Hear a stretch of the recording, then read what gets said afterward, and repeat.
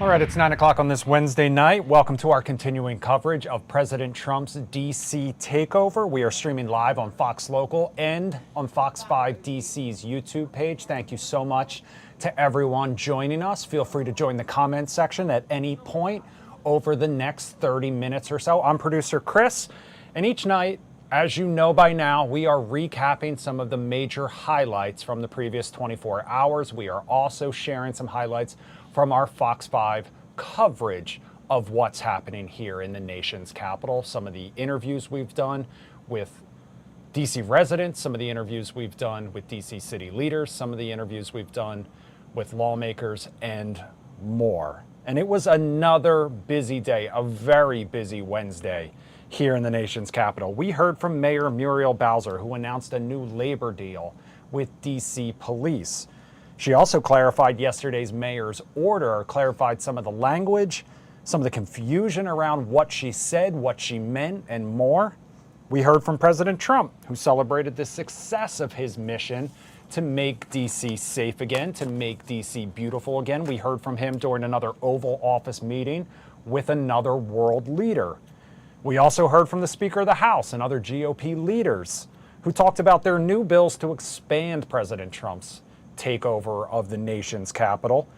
And we heard from DC Congresswoman Eleanor Holmes Norton and other Democrats who slammed the president for deploying the National Guard into the streets of DC.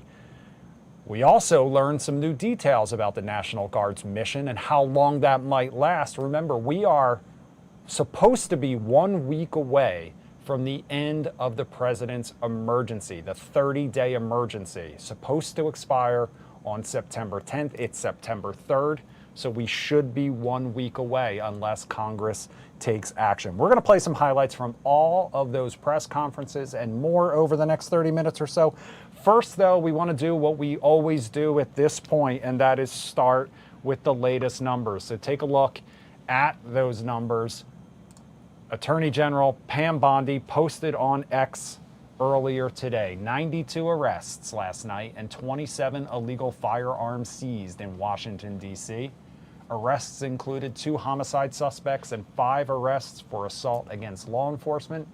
DEA, FBI, and D.C. Police Department also executed warrants and seized a pill press and 2 kilograms of narcotics. You also see the graphic on the side there, 1,761 arrests and 195 illegal guns seized since the president's emergency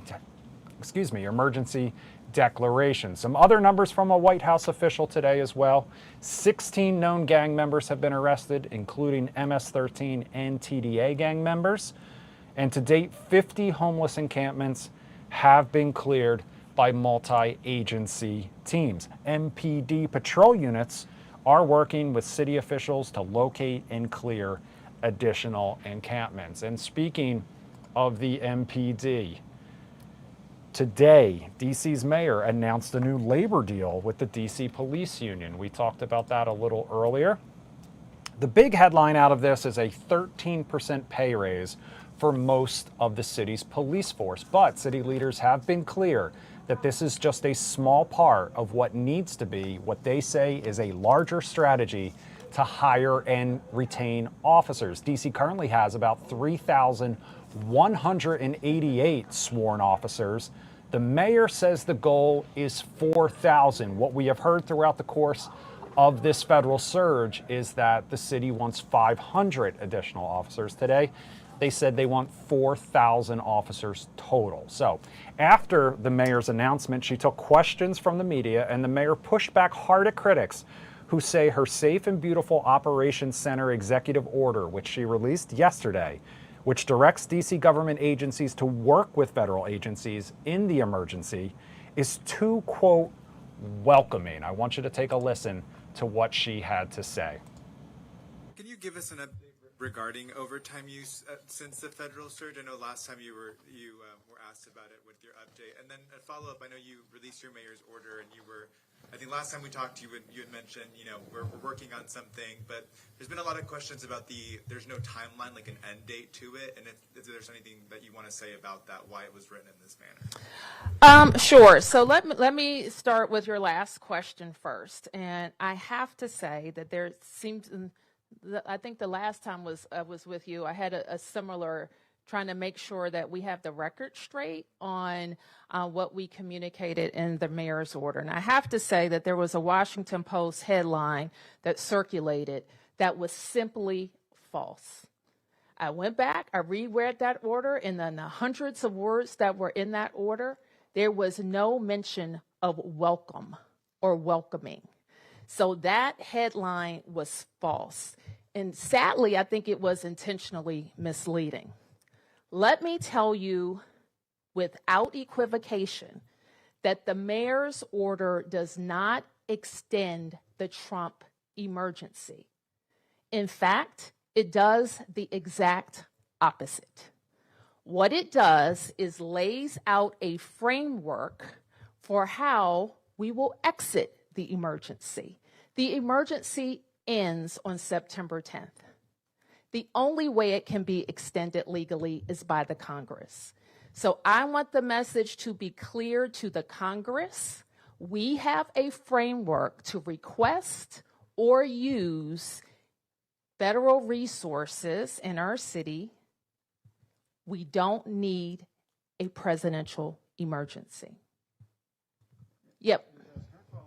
Sure. That's pretty strong language. It's accurate. The Washington Post intentionally had a misleading headline. It was misleading. Can you expand on that? I mean, I've said all I need to say, Mark. If they say that we were issued a statement that was welcoming, that is false. Mayor, you said it was intentional. That's what I caught me. How do you know it was intentional? Well, this is what I know. They changed it, so I think they recognized that it was false.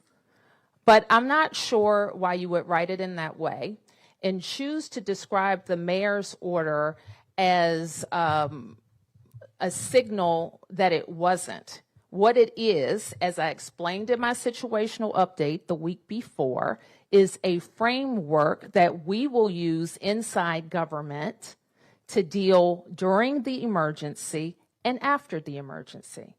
And that's the fact. You ask about the timeline. Some of my mayor's orders have end dates, and others are rescinded by a follow-up order. And that's how this one will be dealt with. Yes. Yes. There are obviously things in our current situation that the 30 days does not apply to.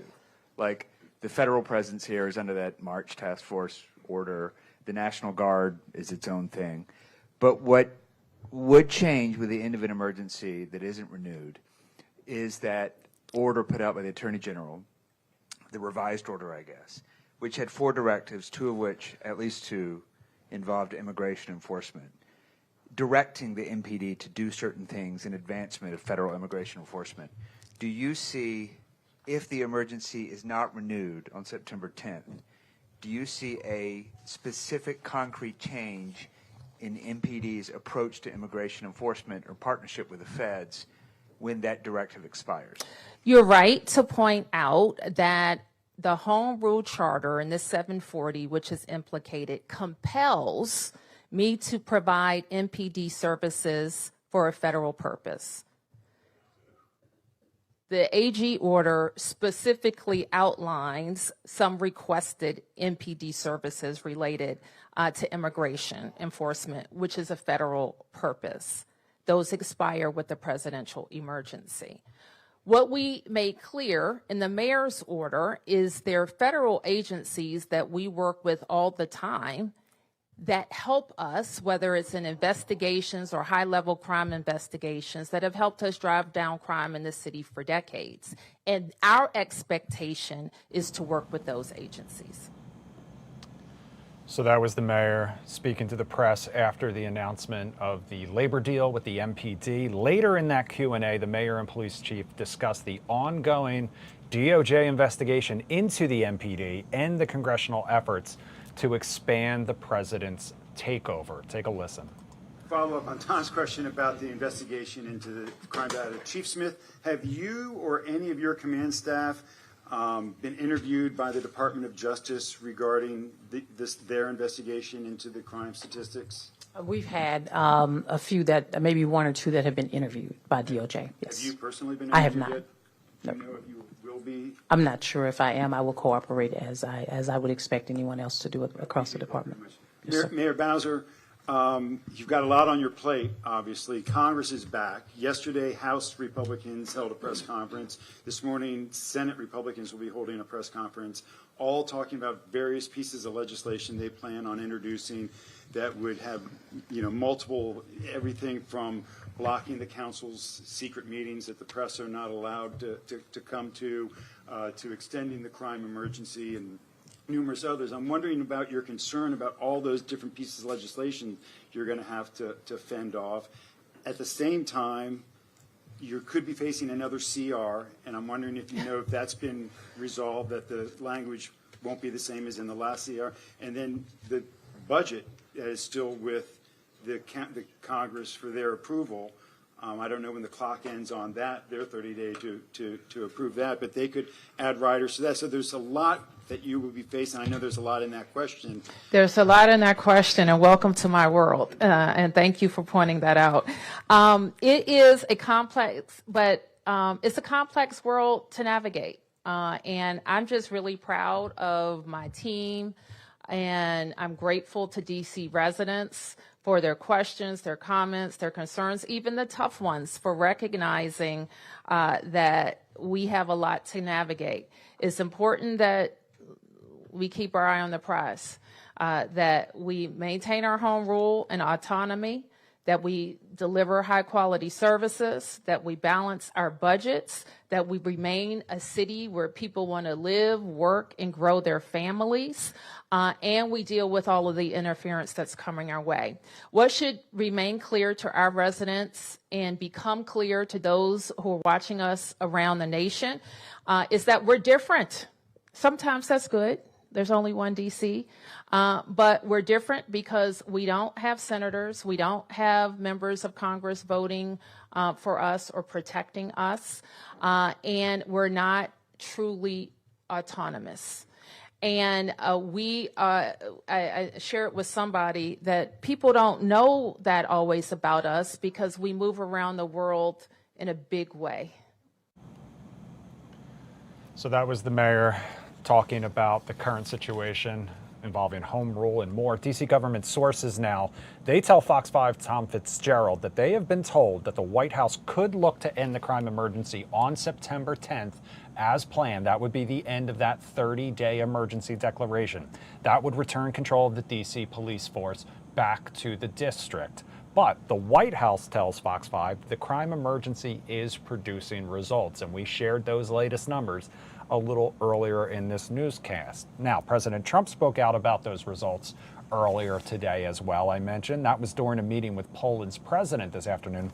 We're going to hear from him and some other GOP leaders coming up next. Stay with us. We're going to take a quick break. We'll be right back.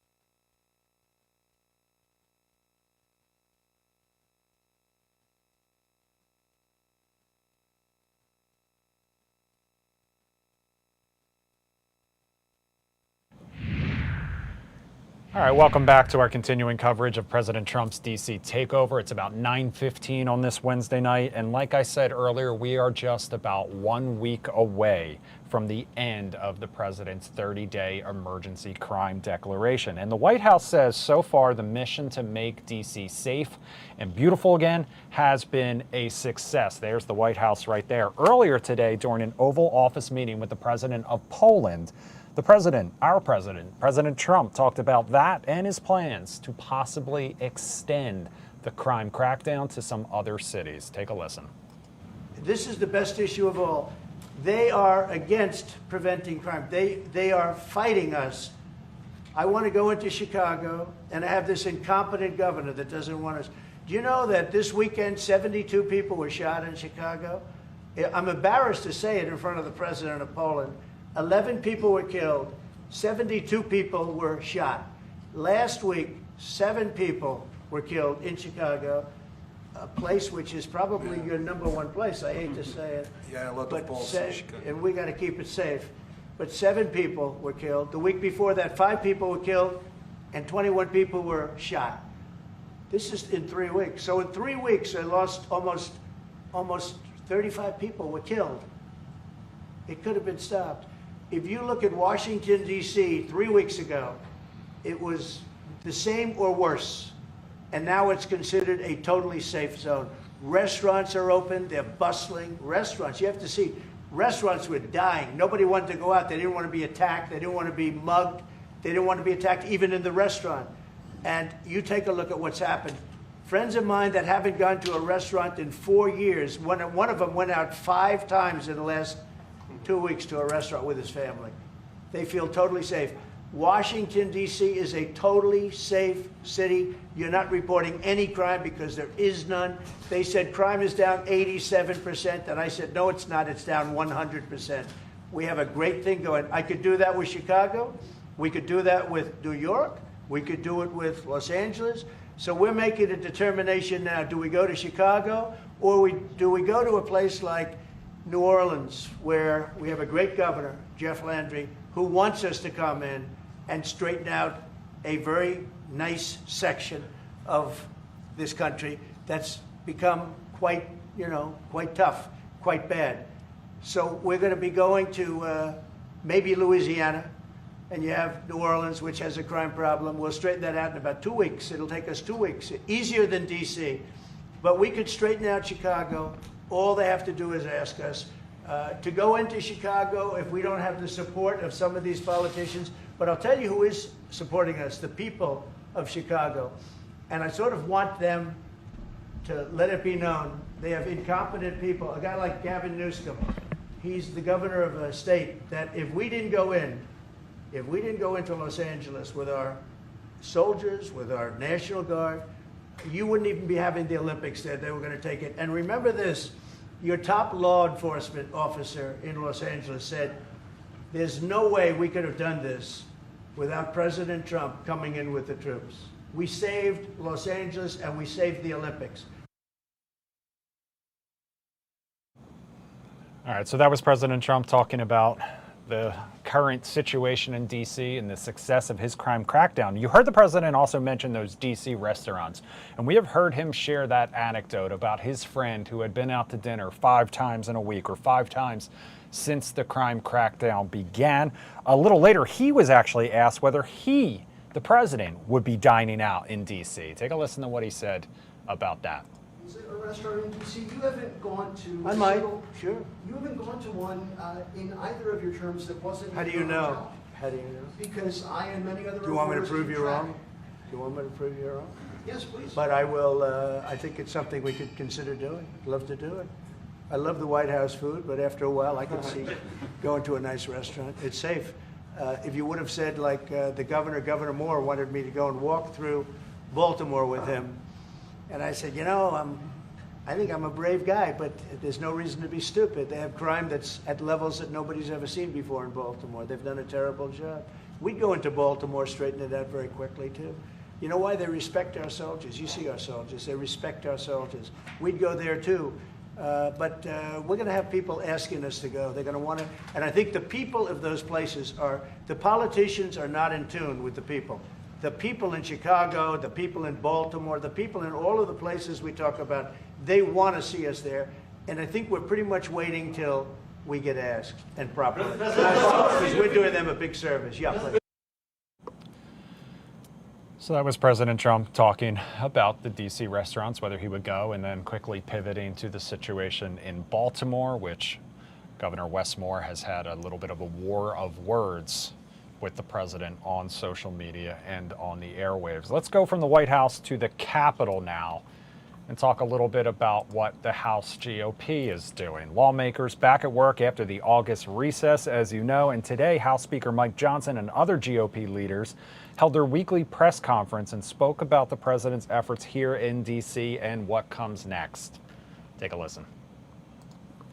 As we come back to D.C., it is encouraging to see a much safer nation's capital, and it is clearly the result of the work of President Trump, who said early off he was going to make America safe again. And you don't just do it through words, you do it through actions. And those actions have been significant. Those actions are noticeable when you go around the district, when you talk to people here in D.C. who can feel the presence of those National Guard troops. I want to thank all the states who have sent National Guard troops. Proud that my home state, the Speaker's home state of Louisiana, is one of those who have sent over 100 of our Louisiana National Guard to be a part of helping making our nation's capital safe. And we're going to continue to take steps to do things here in Congress to address some of the other problems in our nation's capital. Worked closely, in fact, spoke with President Trump just a few days ago about some of the actions Congress needs to take to address the things that D.C. has done, self-inflicted wounds, so to speak, that they have passed through the council to make it easier for hardened criminals to walk free, even if they get arrested. Carjackings, you could carjack somebody at gunpoint, and frankly, a lot of the people who commit some of those violent crimes are younger people under 25. You could be 23 years old and walk out the next day if you get caught without serving any time in jail. And I think a lot of people are outraged by that, but it's ordinances on the books in D.C. that lead to that. It's soft on crime judges because of a weak judicial nominating commission that is stacked with far leftists who are who themselves soft on crime, and because of that you get judges that are soft on crime, and all that does is creates more victims, senseless, needless victims of crime that shouldn't be if you only had better ordinances. And so our oversight committee is going to be going to work next week passing a package of bills to address a lot of those problems that D.C. created, to fix it so that criminals can't just walk free. If they want to go commit tough crimes, they'll have to do the time for what they do on the streets. And I think that's a good thing, that we're going to be addressing that problem even more than what President Trump's already done. Regarding D.C. crime, it's not just the one big beautiful bill that's helping American people.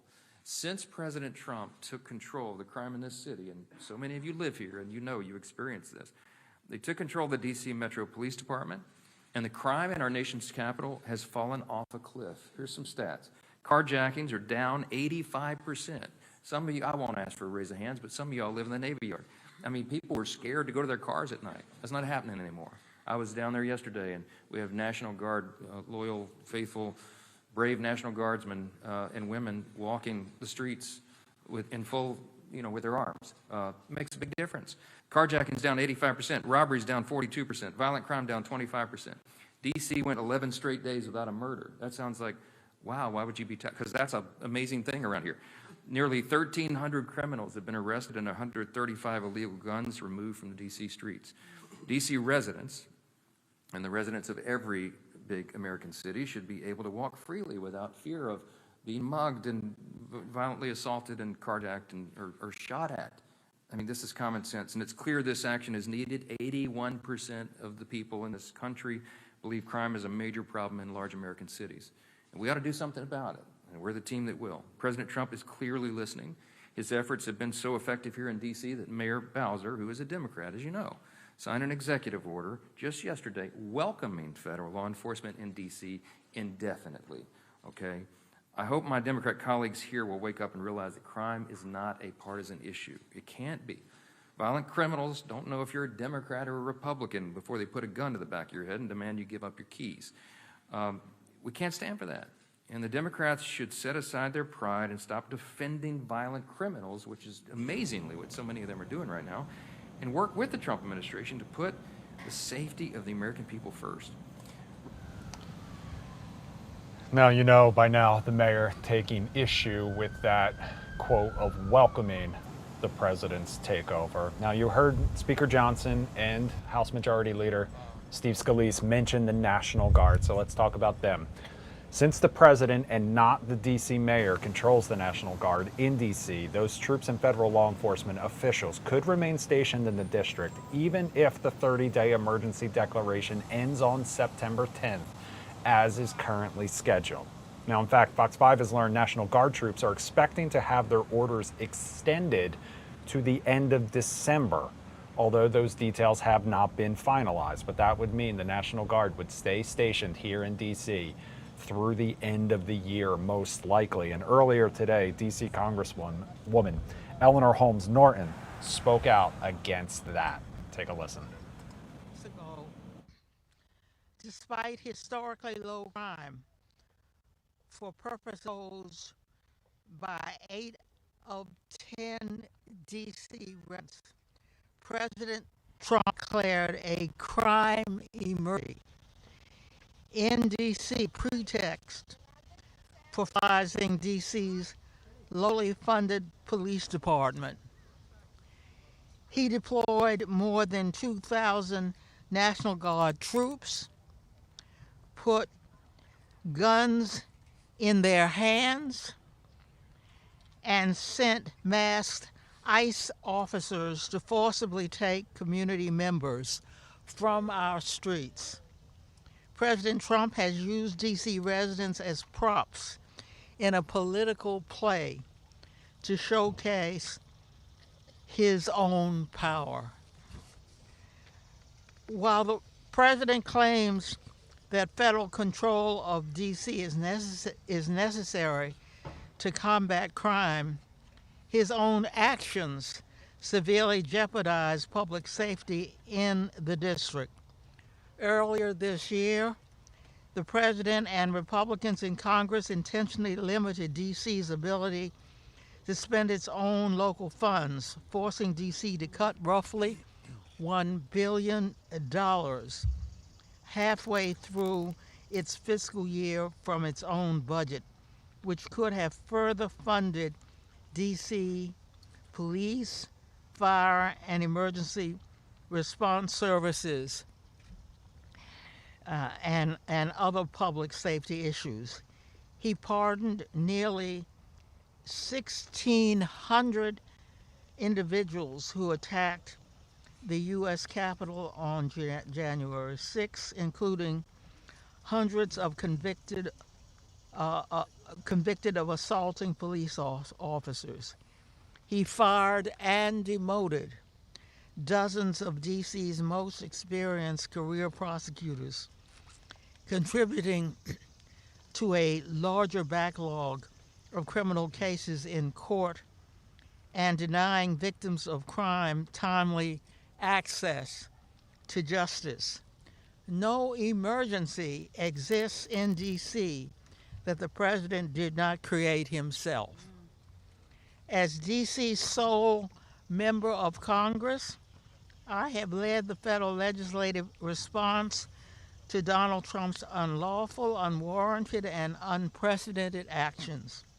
I introduced a termination resolution to end the federalization of MPD with Judiciary Committee Ranking Member Jamie Raskin, a longtime ally of the district who is here with us today.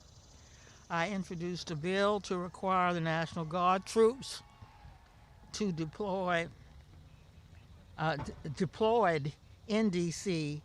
to address crime to wear body cameras, which would provide much-needed transparency and accountability.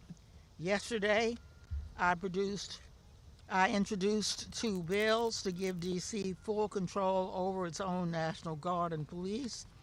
And last week, I wrote the Defense and National Guard Bureau demanding answers about the scope, the legal parameters, mission, and cost of National Guard deployment. More than 700,000 people count themselves, all of ourselves, as D.C. residents. We are Americans worthy and capable of the same autonomy granted to the residents of the states. Our local police force should not be subjected to the federalization and action that wouldn't be possible for any other police department in the country. The only permanent remedy that would give D.C. the same rights and protections enjoyed by other American jurisdictions is making my D.C. statehood bill law. To be content with less than statehood is to concede the equality of citizenship that is the birthright of D.C. residents as American citizens. Although D.C. lacks statehood, makes it more vulnerable to the president's abuse of power, he has frequently made it known that his authoritarian ambitions do not end with D.C. Thank you to Congresswoman Ramirez for inviting me to speak today. Your constituents in Chicago are also Americans who are worthy of governing their own local affairs, and I'm proud to be here with you today defending Chicago's right to the same protections I've argued D.C. residents deserve for decades. Thank you very much. Now, one of the other most outspoken members of the D.C. City Council against President Trump's crime emergency has been at-large Councilmember Robert White, who reiterated his call to end what he calls the federal occupation in D.C. with an emotional letter he posted on social media earlier today. It read in part, quote, "Washington, D.C. is under federal occupation. This is not normal. This is not acceptable, and I will not pretend otherwise. Masked agents are snatching people off the streets into unmarked cars. Parents are disappearing while their children are left behind terrified. Workers are staying home out of fear, wondering how they will provide for their families. Immigrants and homeless neighbors are being hunted in their own city. This is not public safety. This is oppression." He went on to say the president has declared Washington, D.C. his testing ground for a national authoritarian playbook. Today, there are more than 2,200 National Guard troops patrolling our city. The president has already pointed to D.C. as his proof point and announced plans to export these tactics to Baltimore and Chicago. At the same time, members of Congress are introducing bills to codify his takeover of our police force. And yet, instead of standing with our residents against this occupation, some members of our local government have chosen to cooperate. Yesterday, the mayor signed an executive order requiring D.C. agencies, including MPD, to coordinate with federal forces, quote, to the maximum extent allowable by law with no end date. This is not a strategy. It is a surrender. So that was at-large council member Robert White. You can check out his full letter on his social media pages. It goes on for a little while longer. That's going to do it for tonight's coverage of the president's D.C. takeover, though. Tomorrow we'll hear from some more Democratic lawmakers and D.C. Council members in what is being called a Federal Forces Out Now press conference. That's scheduled for 9 o'clock tomorrow morning, I believe. The mayor will also be delivering a speech on the state of the city's school system. She may also speak out more about the D.C. takeover, or what she calls the federal surge during that. In the meantime, coming up tonight at Fox 5 at 10 and 11, Shamari Stone has more on the body that was found in Anne Arundel County that may be linked to a missing Prince George's County woman. Sharon Roget has more on the search for a man spotted lurking around a Montgomery County church and the fear that that has caused, especially in light of what happened out in Minnesota last week. And then Sydney Persing has more on DC's latest homicide and the search for a suspect. That happened over Labor Day weekend. For now, though, we're going to take you to Live Now, which is already in progress, covering the Gilgo Beach trial. I'm producer Chris. Thank you so much for joining us. Have a great night. We'll see you back here tomorrow night.